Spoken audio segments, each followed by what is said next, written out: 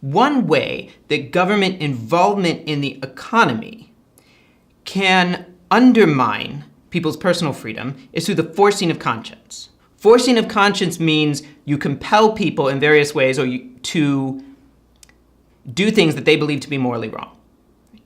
Or you penalize them for not doing things that they consider to be morally wrong. So when I think of this, I like to use the example of vegetarianism. So suppose that there was a network of private schools and daycares. And the people involved in it were strongly opposed to the eating of meat. Now suppose that the government mandated that they had to, if they were going to provide meals, or let's say the government mandated that they had to make meals available, and that the meals had to always include the option of meat. And that always had to be there. Well, this would be an example of forcing of conscience. They were basically being told, they weren't being told, you have to provide meat to people, or you have to buy meat, or prepare meat, or cook meat. But they were being told, either you do it, or you don't go into this particular line of work.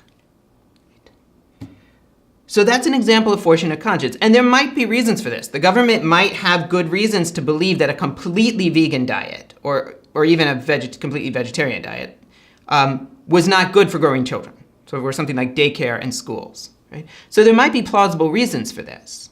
Right?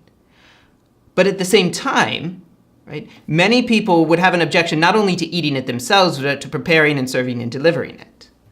And when the government's involved in regulating economic activity, they can put requirements for the operation of various sorts of businesses that basically give people an ultimatum. Violate your conscience or don't get involved in this industry.